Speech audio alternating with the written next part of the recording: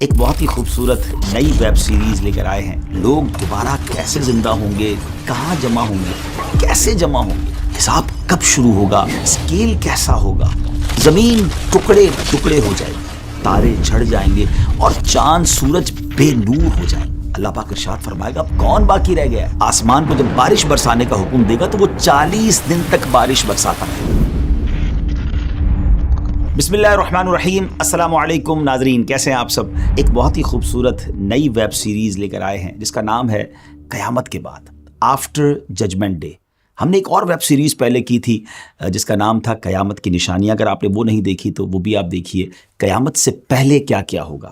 اور ہم بہت کیوریس ہوتے ہیں, بعض اوقات بڑا ہمیں تجسس ہوتا ہے کہ اس دنیا کے فنا ہو جانے کے بعد کیا ہوگا, لوگ دوبارہ کیسے زندہ ہوں گے, کہاں جمع ہوں گے, کیسے جمع ہوں گے, حساب کب شروع ہوگا اور کن لوگوں کا حساب ہوگا, اور کون سے ایسے لوگ ہوں گے جو حساب سے بچ جائیں گے, کون کون اللہ کی بارگاہ میں شفاعت یعنی سفارش کرے گا, میزان یعنی اسکیل کیسا ہوگا, پل صراط یعنی برج آف صراط پر لوگوں کی کیا کنڈیشن ہوگی, کیا کیفیت ہوگی, لواء الحمد کیا ہے, حوض کوثر کیسا حوض ہے, اور بھی بہت کچھ آپ جانیں گے اس ویب سیریز میں. آخرت کے حوالے سے درست عقائد, اور ان درست عقائد کو جاننے اور اپنی اسلامک نالج میں اضافہ کرنے کے لیے اسٹارٹ سے اینڈ تک ہمارے ساتھ آپ شامل رہیے گا. آج اس ویب سیریز کا ہمارا فرسٹ ایپیسوڈ ہے, اور انشاءاللہ جیسا میں نے بتایا کہ آج کے ایپیسوڈ میں ہم جانیں گے کہ جب قیامت قائم ہوگی اور حضرت اسرافیل علیہ السلام کے سور پھونکنے سے یہ دنیا فنا ہو جائے گی, ڈسٹرائے ہو جائے گی, زمین ٹکڑے ٹکڑے ہو جائے گی, تارے جھڑ جائیں گے اور چاند سورج بے نور ہو جائیں گے. پھر ملک الموت, جی ہاں حضرت عزرائیل علیہ السلام جو روح قبض کرنے والے فرشتے ہیں, اللہ تعالیٰ کی بارگاہ میں عرض کریں گے الہی جسے تو نے چاہا اس کے علاوہ سب زمین و آسمان والے فنا ہو چکے ہیں. یعنی چند یوں سمجھیے کہ افراد کے علاوہ باقی دنیا میں سب دنیا سے جا چکے ہوں گے, سب کو موت آ چکی ہوگی. اللہ پاک ارشاد فرمائے گا اب کون باقی رہ گیا ہے, حالانکہ وہ خوب جانتا ہے. ملک الموت عرض کریں گے اے میرے رب تو باقی ہے, عرش اٹھانے والے فرشتے باقی ہیں, اور جبرائیل اور میکائیل اور میں یعنی حضرت اسرائیل کہیں گے میں باقی ہوں. اللہ پاک ارشاد فرمائے گا عرش اٹھانے والے فرشتے فوت ہو جائیں تو وہ بھی فوت ہو جائیں گے. اللہ پاک ارشاد فرمائے گا اب کون باقی ہے, تو ملک الموت علیہ السلام عرض کریں گے اے میرے رب اب تو باقی ہے, اسرافیل اور میں باقی ہوں. پھر رب عز و جل کے حکم سے عرش حضرت اسرافیل علیہ السلام سے سور لے لے گا, اور پھر ارشاد فرمائے گا اسرافیل بھی فوت ہو جائیں تو وہ بھی فوت ہو جائیں گے. اللہ پاک ارشاد فرمائے گا اب کون باقی ہے, ملک الموت علیہ السلام عرض کریں گے اے میرے رب تیری ذات باقی ہے جسے موت نہیں آنی, اے اللہ میں باقی ہوں.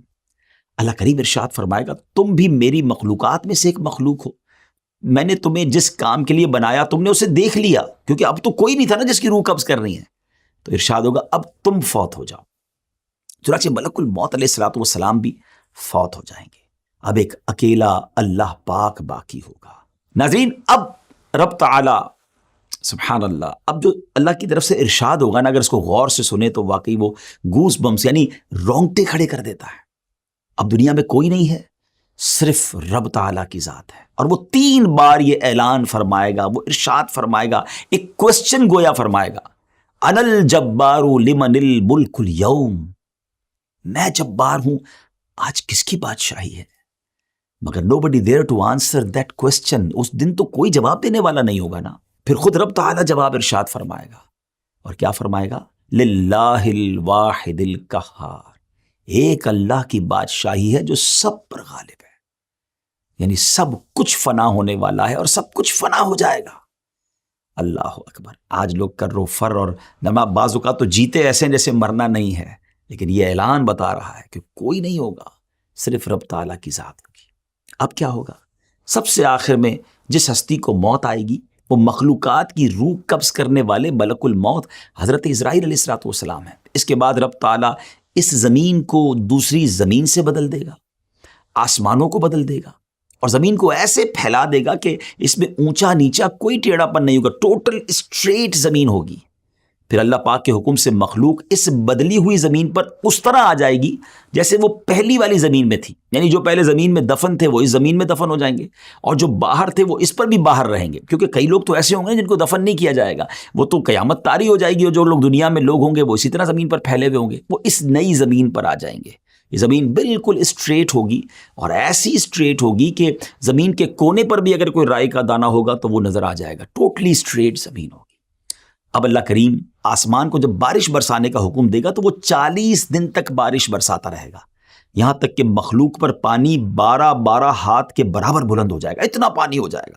پھر اللہ کریم باڈیز کو اگنے کا حکم دے گا۔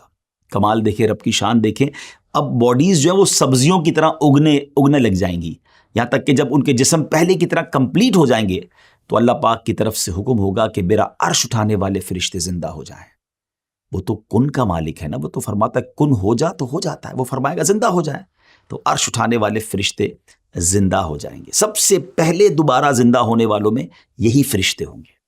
پھر حکم الہی سے حضرت اسرافیل سور پکڑیں گے اور اپنے منہ پر رکھ لیں گے، پھر اللہ پاک ارشاد فرمائے گا جبرائیل اور میکائیل زندہ ہو جائیں تو وہ دونوں بھی زندہ ہو جائیں گے۔ پھر اللہ پاک روحوں کو بلائیں گا تو روحیں حاضر کی جائیں گی۔ سبحان اللہ، اے مسلمانوں آپ کو مبارک ہو، ایمان والو مبارک ہو۔ مسلمانوں کی روحیں نور سے چمک رہی ہوں گی اور باقی روحیں اندھیرے میں ہوں گی۔ اللہ کریم سب روحیں کو سور میں ڈال دے گا، اور پھر حضرت اسرافیل علیہ السلام کو حکم فرمائے گا کہ وہ دوبارہ اٹھنے اور جمع کرنے والی پھونک ماریں۔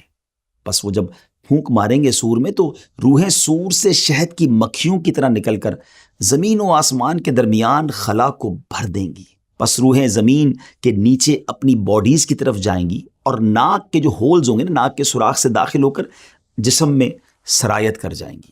اس کے بعد حشر برپا ہوگا اور لوگ جمع ہونا شروع ہوں گے۔ ویورز کیسی معلومات ہے، سنتے ہیں تو بعض اوقات عقل حیران ہو جاتی ہے کہ پھر سے وہ لوگ زندہ ہوں گے۔ ذرا غور کریں نا کہ دو نفخوں یعنی دونوں سوروں کے درمیان، یعنی ایک سور وہ جس میں سب کو موت آ جائے گی، اور دوسری سور جس میں دوبارہ زندہ کیا جائے گا، 40 سال کا وقفہ ہوگا۔ خیر وقفہ جتنا بھی ہو، لیکن ذہن میں ایک سوال تو پیدا ہوتا ہے نا کہ یہ ہوگا کیسے کہ اتنا ٹائم پیریڈ گزر گیا ہوگا، باڈیز تو ڈیکمپوز ہو چکی ہوں گی، باڈی کے ٹائنی پارٹیکلز، چھوٹے چھوٹے ذرے زمین کے پارٹیکل کے ساتھ مل چکے ہوں گے، نہ جانے کہاں کہاں پہنچ چکے ہوں گے۔ پھر یہ سب کیسے ہوگا؟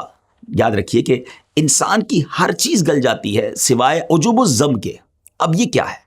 یہ ایک ہڈی کے بارے میں کہا جاتا ہے، اور بروز قیامت اسی ہڈی پر مخلوق کو دوبارہ بنایا جائے گا۔ عجوب الضم کے لفظی معنی ہے دم گچھ، عجب کے معنی ہے اصل، اور ضم کا معنی ہے دم۔ اب یہاں کچھ لوگ کہتے ہیں کہ اسپائنل کارڈ، دیکھیں ہماری جو ریڑھ کی ہڈی ہوتی ہے، انسان اسی پر بیٹھتا ہے، یہ باقاعدہ پلر کی حیثیت رکھتی ہے، جیسے دیوار کے لیے بنیاد ہوتی ہے۔ اگر یہاں یہ ہڈی مراد ہے تو حدیث کے معنی پھر یہ بنیں گے کہ یہ ہڈی جلد فنا نہیں ہوتی، اور مٹی 100 سال کے بعد اس کو ڈیکمپوز کرتی یعنی گلاتی ہے۔ اور اگر اس سے مراد ہے اجزائے اصلیہ جو انسان کے جسم کی اصل ہیں تو وہ کبھی نہیں فنا ہوتے، اور یہ ایسے باریک کمپوننٹس، ایسے باریک اجزاء ہیں جو مائکروسکوپ سے بھی دیکھنے میں نہیں آتے۔ عربی میں انہیں اجزائے لا یتجزا یعنی انڈیویزبل کمپوننٹس، یعنی سمجھے کہ یہ ختم نہیں ہوتے، انہیں یہ کہا جاتا ہے۔ انسان چاہے جہاں بھی چلا جائے، جس بھی حالت میں ہو، مگر یہ کمپوننٹس ویسے ہی رہتے ہیں، حتیٰ کہ غذا اور خون میں بھی اجزاء شامل ہوتے ہیں۔ انہی اجزاء سے انسان پہلے بھی بنا تھا اور آئندہ بھی بنے گا۔ دیکھیں نا آج کل ڈی این اے کی بات ہوتی ہے، بالکل مرے ہوئے کتنا سال ہو جاتا ہے، بلکہ اب تو کئی سال پرانے ڈھانچے ملتے ہیں، تو اس کے میڈیکل کے بعد یہ پتہ چل جاتا ہے کہ اس کی عمر کیا تھی، موت کا سبب کیا تھا۔ تو جب اتنی ساری آج سائنس نے ترقی کر لی ہے جو 100 سال 200 سال بعد کے بعد ڈھانچوں پر تحقیق کر لیتی ہے، تو وہ تو خالق کائنات ہے۔ ان اللہ علی کل شیء قدیر۔ نبی پاک علیہ السلام کا ایک اور فرمان سنیے کہ کچے بچے سے لے کر بوڑھے تک ہر ایک کا بروز قیامت حشر ہوگا۔ حضرت اکرمہ رحمۃ اللہ تعالی فرماتے ہیں بلا شبہ جو لوگ سمندر میں ڈوب جاتے ہیں، پھر ان کا گوشت مچھلیاں نوچ لیتی ہیں، پھر ان میں سوائے چمکتی ہڈیوں کے کچھ نہیں رہتا، پھر سمندر کی موجیں ان ہڈیوں کو الٹا پلٹا رہتی ہیں، الٹتی پلٹتی رہتی ہیں تاکہ انہیں خشکی پر ڈال دیتی ہیں، پھر وہ ہڈیاں ایک عرصے تک وہاں پڑے رہنے کے سبب گل سڑ کر خستہ اور پارا پارا ہو جاتی ہیں۔ چنانچہ وہاں سے اونٹوں کا گزر ہوتا ہے تو وہ انہیں کھا کر چل پڑتے ہیں اور پھر مینگنیوں کی صورت میں نکال دیتے ہیں۔ اس کے بعد کچھ لوگ وہاں پڑاؤ کرتے ہیں اور ان مینگنیوں کو اٹھا کر ان سے آگ جلا کر انہیں بھی راکھ کر دیتے ہیں، پھر ہوا چلتی ہے اور اس راکھ کو زمین پر بکھیر دیتی ہے۔ اب ناظرین اتنا کچھ ختم ہو گیا، یعنی اتنی صورتوں میں وہ جسم بدل گیا، اب راکھ بھی ہو گیا، راکھ بھی اڑ گئی ہوا کے ذریعے، مگر اب کیا ہوگا جب سور پھونکا جائے گا نا، تو یہ راکھ ہو جانے والے لوگ اور قبروں میں دفن لوگ سب نکلیں گے، اللہ سب کو پھر باڈی کی شکل دے گا، ان میں روحیں داخل ہو جائیں گی۔ حضرت اسرافیل علیہ السلام بیت المقدس کی چٹان پر کھڑے ہو کر یہ اعلان کریں گے، اے گلی سڑی ہڈیوں، ٹکڑے ٹکڑے ہو جانے والی کھالوں اور بکھرے ہوئے بالوں، اللہ پاک تمہیں حکم دیتا ہے فیصلہ کر دینے والے حساب کے لیے جمع ہو جاؤ۔ اب آئیے ہم کچھ اور آگے چلتے ہیں۔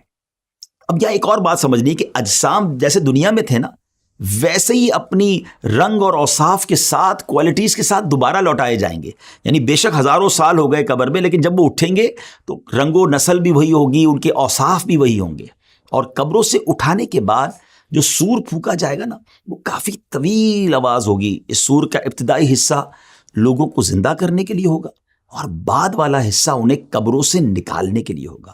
چنانچہ سور کا وہ حصہ جو انہیں زندہ کرنے کے لیے ہوگا اسے تو وہ نہیں سن سکیں گے، البتہ سور کا وہ حصہ جو انہیں قبروں سے نکالنے کے لیے ہوگا وہ اسے سنیں گے، لسن کریں گے۔ روایت میں آتا ہے کہ قیامت کے دن لوگ اپنی اپنی قبروں سے بغیر لباس کے، ننگے پاؤں اور بغیر ختنہ کیے ہوئے اٹھیں گے۔ Someone will be no foot, someone will be on foot, someone will be on ride. کوئی پیدل ہوگا، کوئی سواری پر ہوگا، کوئی سواری پر اکیلا ہوگا، کسی پر 3، 4 یا 10 افراد بھی ہوں گے۔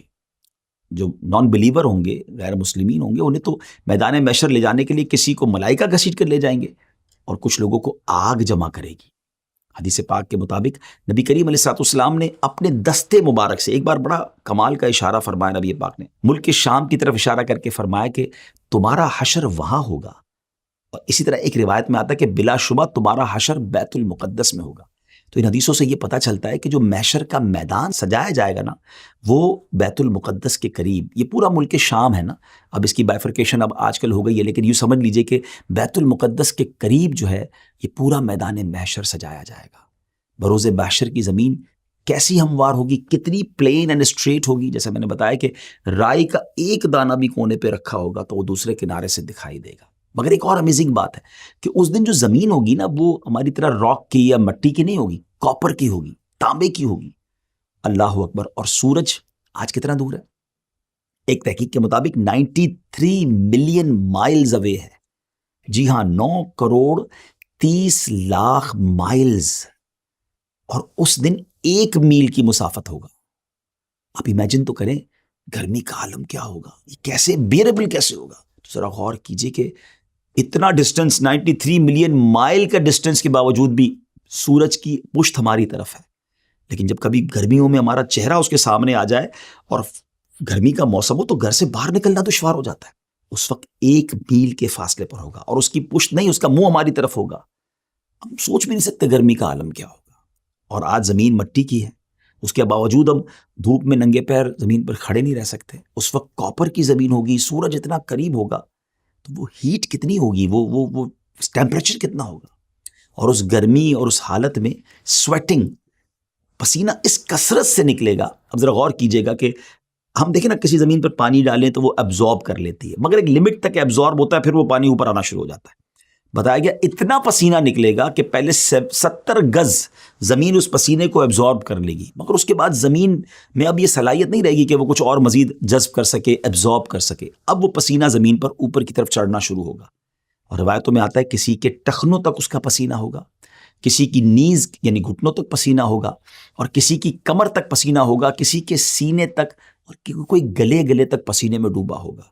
اللہ اکبر۔ اور کافروں کے بارے میں آتا ہے، غیر مسلموں کے بارے میں آتا ہے کہ منہ تک چڑھ کر لگام کی طرح اس کا پسینہ جکڑ لے گا، جس میں وہ ڈبکیاں کھا رہا ہوگا۔ اور پیاس کا عالم کیا ہوگا، تھرسٹ کا عالم کیا ہوگا۔ آج جون جولائی کی گرمی میں پانی پی پی کے تھک جاتے ہیں، پھر بھی پیاس نہیں بجھتی، مگر قیامت کے دن حالت یہ ہوگی کہ بعضوں کی زبانیں منہ سے باہر نکل آئیں گی، دل ابل کر گلے کو آ جائیں گے۔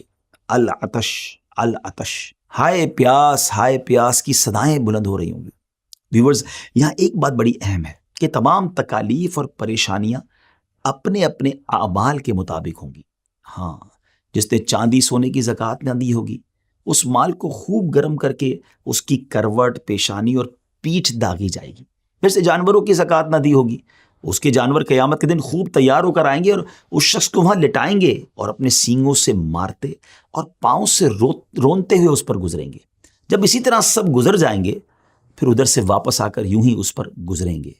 یہ جانور اسی طرح کرتے رہیں گے اس وقت تک جب تک حساب ختم نہ ہو جائے۔ یہ تمام تکالیف اور پریشانیاں اپنے اپنے اعمال کے مطابق ہوں گی۔ جو اللہ کے نیک بندے ہوں گے ان کے لیے اتنا دن بھاری نہیں ہوگا۔ حضرت ابن مسعود رضی اللہ تعالیٰ بیان کرتے ہیں بروز قیامت لوگوں کو جمع کیا جائے گا، اس قدر بھوکے ہوں گے کہ پہلے کبھی اتنے بھوکے نہ تھے، ایسے بے لباس ہوں گے کہ اس سے پہلے کبھی ایسے بے لباس نہ ہوئے، ایسے پیاسے ہوں گے کہ اس سے پہلے کبھی ایسے پیاسے نہ ہوئے، ایسے تھکے ہارے ہوں گے کہ اس سے پہلے کبھی ایسے تھکے ہوئے نہ ہوں گے۔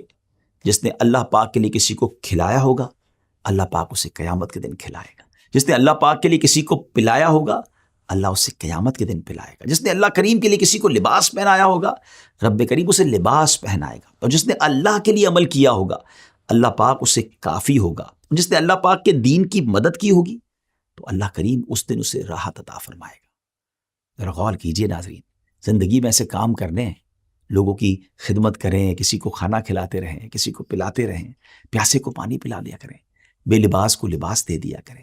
کیا معلوم یہ نیکیاں قیامت کے دن ایسے کام آ جائیں کہ ہمیں وہاں اللہ کی نعمتیں مل جائیں، ہم اس تکلیف سے بچ جائیں۔ اگر آپ چاہتے ہیں کہ آپ کو ریفرنسز بھی مل جائیں کہ کچھ باتیں قرآن سے ہوئی ہیں، کچھ احادیث سے ہوئی ہیں، کچھ بزرگان دین کے اقوال ہیں، تو آپ ڈسکرپشن میں وہ ہمارے ریفرنسز بھی لے لیجئے گا۔ اور ناظرین، جس طرح میں نے بتایا آپ کو کہ ہماری ایک بہت خوبصورت ویب سیریز قیامت کی نشانیاں، جس کو ملینز آف لوگوں نے دیکھا، اگر آپ اسے بھی دیکھنا چاہتے ہیں تو بہتر ہوگا کہ آپ اس کو بھی دیکھیں۔ قیامت سے پہلے کیا ہوگا بڑی ڈیٹیل میں ہم نے کئی ایپیسوڈز میں اسے بیان کیا ہے، تو اس کا لنک بھی آپ کو ڈسکرپشن میں مل جائے گا۔ ناظرین، باتیں بہت ساری کرنی ہے آپ سے، لیکن معاملہ بھی تو بہت بڑا ہے نا۔ قیامت کیسے طاری ہوگی اور پھر اس دن لوگوں کے ساتھ معاملات کیا ہوں گے، یہ تو ابھی پہلی ایپیسوڈ ہے نا۔ اگلے ایپیسوڈ میں ہم یہ معلوم کریں گے کہ مختلف لوگ محشر میں جب آئیں گے تو ان کی کیفیات کیا ہوں گی، کنڈیشنز کیا ہوں گی، بڑی امیزنگ باتیں ہیں اس میں، اور یہ بھی جانیں گے کہ کن کن حالتوں میں لوگ اللہ کی بارگاہ میں پیش ہوں گے۔ ہمیں اجازت دیجیے، اگلی ایپیسوڈ میں پھر ملاقات ہوگی۔ فی امان اللہ، السلام علیکم ورحمۃ اللہ وبرکاتہ۔